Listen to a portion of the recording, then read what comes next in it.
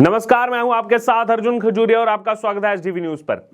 तो क्या पाकिस्तान ऑक्युपाइड जम्मू कश्मीर जल्द ही भारत में शामिल होने वाला है? क्या जल्द ही भारत सरकार कोई ऐसा बड़ा फैसला लेने वाली है जिसके बाद पीओजेके जिसको कहा जाता है, हालांकि पीओके नाम उसका फेमस है पाकिस्तान ऑक्युपाइड कश्मीर, क्योंकि उसमें जम्मू का भी जो है बहुत बड़ा हिस्सा है, इसलिए उसको मैं तो पाकिस्तान ऑक्युपाइड जम्मू कश्मीर ही कहूंगा। क्या उस पीओजेके को भारत में जल्द शामिल करने के लिए कुछ कदम उठाने वाली है सरकार? क्या चल रहा है आखिरकार देश के गृह मंत्री अमित शाह के मन में? ये तमाम सवाल इसलिए उठ रहे हैं क्योंकि हाल ही में अगर बात की जाए तो देश के गृह मंत्री अमित शाह की ऐसी स्टेटमेंट सामने आई है जो सोशल मीडिया पर तेजी से वायरल हो रही है, और जिसके बाद कई ज्यादा यहां पर कयास लगाए जा रहे हैं कि अपना इरादा जो है वो यहां पर अप्रत्यक्ष रूप से साफ करके रख दिया है देश के गृह मंत्री अमित शाह ने। जी हां, अगर बात की जाए, हाल ही में सब जानते हैं कि एजेंडा आज तक जो है एक इवेंट ऑर्गेनाइज किया गया आज तक की तरफ से, जहां पर तमाम पॉलिटिक्स की बड़ी हस्तियों को बुलाया गया, एंटरटेनमेंट से जुड़े हुए तमाम जो कलाकार हैं उनको वहां पर बुलाया गया, और इसी बीच देश के गृह मंत्री अमित शाह वो भी पहुंचे। और जब वो पहुंचे इस इवेंट में, और जो एंकर हैं राहुल कंवल, वो उनसे दरअसल अलग अलग मुद्दों पर बातचीत कर रहे थे।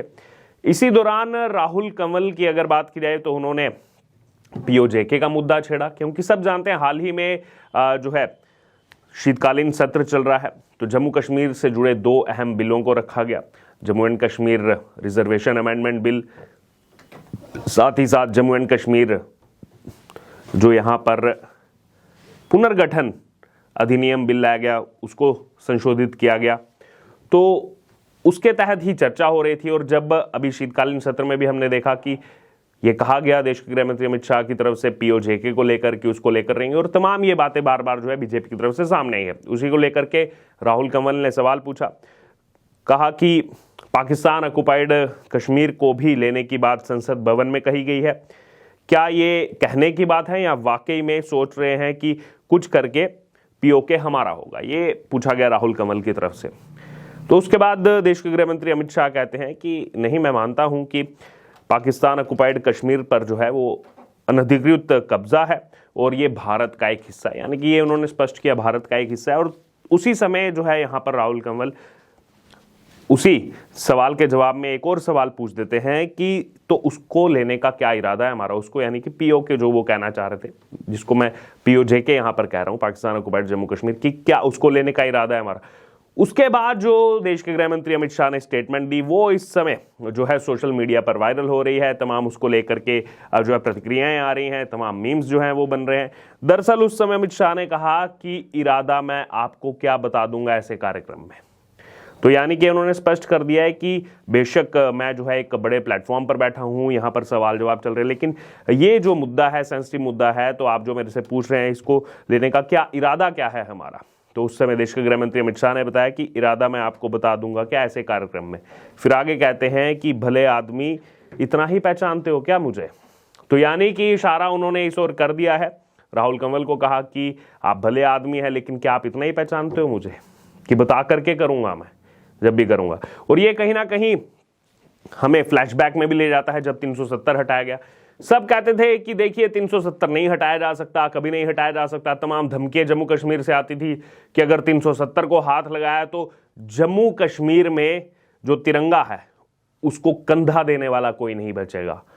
लेकिन अब तिरंगा तो और ज्यादा, कई गुना ज्यादा देखने को मिल रहा है, और जम्मू में तो पहले से था, लेकिन कश्मीर में भी वो लाल चौक जो हमेशा से पथराव की आड़ में जो है बंद रहता था, हमेशा वहां हड़ताल रहती थी, और लाल चौक पर हम देखते थे कैसे स्लोगन्स लिखे जाते थे, कैसे वहां पर प्रोटेस्ट निकाले जाते थे, एंटी इंडिया प्रोटेस्ट वहां पर निकलते थे।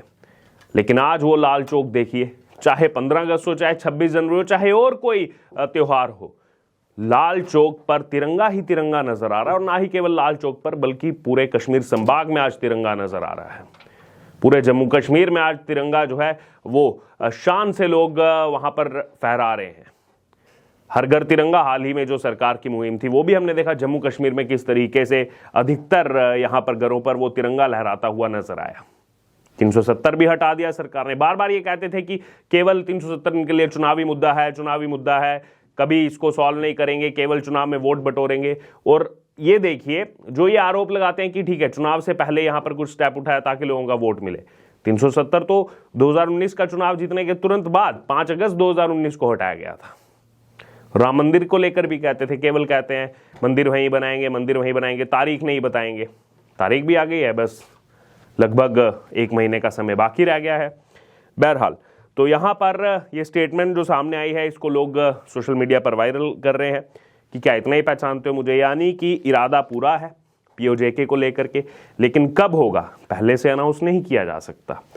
बहरहाल, अब आप ये देखिए कि केवल यहां पर भारत सरकार का ही ये विषय नहीं है, बल्कि जो लोग पाकिस्तान ऑक्युपाइड जम्मू कश्मीर में रह रहे हैं, वहां से भी लगातार आप देख रहे होंगे पिछले एक लंबे समय से, लगभग 1 साल होने वाला है, वहां से लगातार प्रोटेस्ट ऐसे हो रहे हैं कि वहां पर जो आम जनता वहां की रह रही है वो कह रही है कि हमारे लिए रास्ता खोल दो, हमें लद्दाख जाने दो, द्रास जाने दो, और हमें भारत के साथ मिलना है, हमें भारत में रहना है, हमें पाकिस्तान में नहीं रहना। तो कहीं ना कहीं जो लोकल सेंटिमेंट्स हैं पीओजेके में रहने वाले लोगों के, वो भी यहां पर सामने आ रहे हैं। और उन्होंने बताया किस तरीके से बाहर से ला करके, पाकिस्तान के दूसरे रीजन से ला करके जनता को वहां बसाया जा रहा है, डेमोग्राफी पूरी चेंज की जा रही है पीओजेके में। लेकिन इस पर जो है तमाम जो एक्सपर्ट्स हैं, जो बुद्धिजीवी, जो यहाँ पर कोसने का काम करते हैं, वो इस पर कुछ नहीं कह रहे। इंटरनेशनल ह्यूमन राइट्स इस पर जो है वो कहीं ना कहीं कुछ अपनी बात आगे नहीं बढ़ा रहा। बहरहाल, अब यहाँ पर बात की जाए तो एक तरफ वहाँ के लोगों का भी सेंटिमेंट है कि भारत के साथ ही मिलना है, और देख रहे हैं पाकिस्तान आज की ओर जा रहा है। और दूसरी तरफ अगर बात की जाए तो हाल ही में जो 370 हटा, उसके बाद पुनर्गठन जो है पूरे जम्मू कश्मीर का यहाँ पर किया जा रहा है, पूरा स्ट्रक्चर बदलाव उसमें किया जा रहा है। तो 24 सीटें रखी गई हैं पीओजेके के लिए, 24 सीटें विधानसभा में। इतना ही नहीं, अभी हाल ही में जो सबसे बड़ा मुद्दा सामने है, शीतकालीन सत्र में जो यहाँ पर पुनर्गठन बिल था, तो उसमें 1 सीट वहाँ के लिए जो है रिजर्व की गई है, जो नॉमिनेट करेंगे एलजी, उपराज्यपाल। बहरहाल, तो ये समझ में आ रहा है कि धीरे धीरे जो है वहाँ पर जो स्ट्रक्चरल चेंज किया जा रहा है, तो कभी भी यहाँ पर भारत सरकार देखना होगा उसमें, क्योंकि बाकी भी इंटरनेशनल एस्पेक्ट्स को देखा जाएगा, लेकिन कब और कैसे यहाँ पर पीओजेके को शामिल किया जाएगा, इरादे साफ कर दिए हैं। बस ये कहा है कि यहाँ कार्यक्रम में नहीं बताएंगे, वो इतना ही क्या पहचानते हो मुझे, वो जब होगा वो तब एकदम से होगा, जैसे 370 यहाँ पर हटा। बहरहाल, अब यहाँ पर अगर बात की जाए तो बदलाव भी हो रहा है जम्मू कश्मीर में। लगातार सीट्स की बात थी, पहले 37 थी जम्मू डिवीज़न में विधानसभा की, अब वो बढ़ करके 43 की गई हैं डिलिमिटेशन के बाद। 46 थी कश्मीर में, वो बढ़ करके 47 हुई हैं। और हाल ही में 2 बड़े बिल जो हैं, Jammu and Kashmir reorganisation bill 2023, Jammu and Kashmir reservation amendment bill 2023, वो यहाँ पर पारित हुए। बहरहाल, अब यहाँ पर ये जो कहा गया देश के गृह मंत्री अमित शाह की तरफ से, आपको क्या लग रहा है किस ओर इशारा करता है जो उन्होंने यहाँ पर एक अप्रत्यक्ष रूप से मैसेज देने का प्रयास किया? आपकी इस पर जो भी राय हो, जो भी प्रतिक्रिया हो, आप जरूर हमारे से कमेंट बॉक्स में शेयर करें। इससे जुड़े तमाम अपडेट के लिए बने रहे एसडीवी न्यूज़ के साथ। धन्यवाद।